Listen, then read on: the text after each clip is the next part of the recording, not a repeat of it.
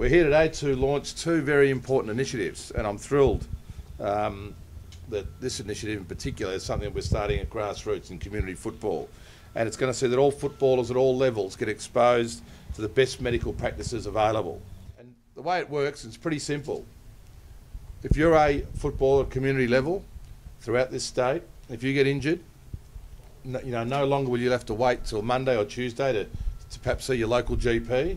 You'll have an immediate, you have a phone number that you can pick up and immediately call and speak to a specialist who'll speak to you on the phone and give you a consultation over the phone, and then organise immediately in the following week to get you into the best possible medical practitioner that can look after you with your injury. That is an incredible service that we can offer at community football. Here at Aberfeldie Football Club with the AFL CEO Andrew Demetriou. Andrew, Aberfeldie, just down the road from Pascoe Vale, Rayburn Reserve, where some very fond memories. Yep. 1978 under-17 captain and also an A-Reserves premiership player with our former chairman of the league, Ian Price. That's right. In fact, I remember that grand final well because I kicked an amazing left foot goal from the boundary line, which I tried to centre and actually went off the side of the boot and went through the goals. I had great fond memories of growing up in Pascoe Vale. My father still lives there. Played football and cricket for Pascoe Vale. My three older brothers played football and cricket for Pascoe Vale. In fact, we played in a team together once, and it was great. It was great community football. We used to walk to Rayburn Reserve from home, walk home after training in the dark. Really pleasurable, and always had wonderful people associated with the club. And in fact, I really enjoyed the Essendon District Football League. It was a great league, very competitive. Fond memories of some of the great clashes. We had rivalries with West Coburg and others. It was great. Any memories of Ian Price as a footballer? Very tough. Very tough. Very tough footballer, uncompromising. Sort of the Ronnie Andrews of Essendon District Football League.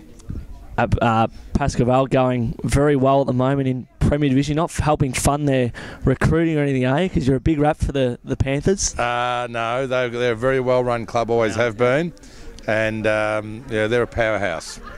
And you're hopeful that this Sports MediCall thing that you've put in place today with the AFL will assist local EDFL clubs? It'll assist all local football clubs, regional football clubs, amateur football clubs.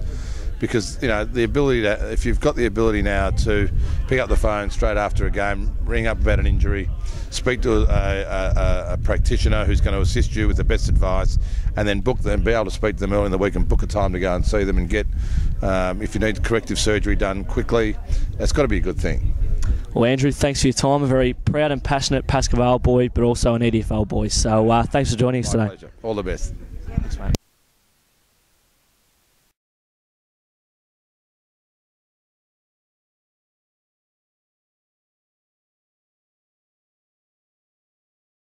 Here with Aberfeldie coach and former Brisbane Lion and Essendon player Michael Collingwood as well, wasn't it? 3 AFL clubs, there we go, illustrious AFL career. Mel, you were here today to help launch the AFL MediCall line with AFL CEO Andrew Demetriou. You touched on in the press conference just what it meant to players who are tradesmen and that sort of thing, getting back to work after a sports injury.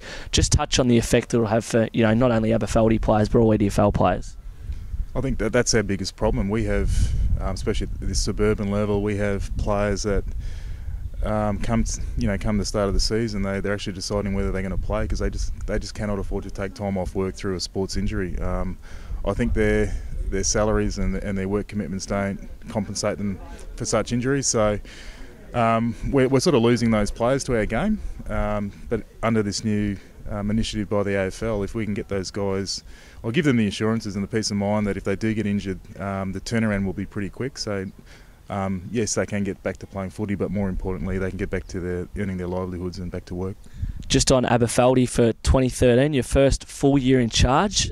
Yourself, you're looking at playing a few games. You're just going to stand on the sidelines and bark a few orders. What's sort of the directive from Johnny Larkins, or what's your gut feel with how you go this season?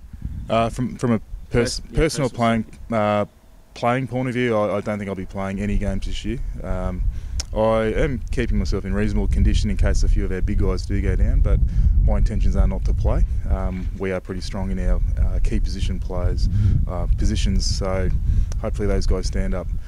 In terms of the club this year, I'll be quite bold to say that we're going to have a go at challenging for the premiership this year. We haven't gone on a mass recruiting scheme as we have done in the past. We've consolidated our team. We've just tried to get the consistency and getting the guys to have that synergy, playing with each other. We have addressed a couple of issues that were a problem for us in the past, especially with our midfield. And we've got a couple of recruits that have come in that are... Yeah, of course, Daniel Connors is the big one that everyone's been talking about coming down here. Yeah, no, he's been training really well, actually.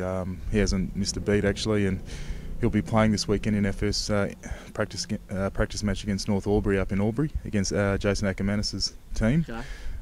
Did you have that connection with Acker to give him a call and say, can we come up and play? How did all that get worked out? Yeah, well, we're actually going to host them, and as it turns out, with most clubs around Melbourne at this time, you just can't get a ground because of the cricket. So it turned out they're going to host us, and we're going to leave Friday evening and head up there and play them. Big Saturday night up in Albury? I think so. Most of our guys don't mind a beer after the game, and I encourage that, as well as playing footy and being successful at it. I actually like the fact that players can come down here and get the emotional and social, nourishment that they need. Good stuff, Mel. Well, best of luck from everyone here at the EDFL for season 2013.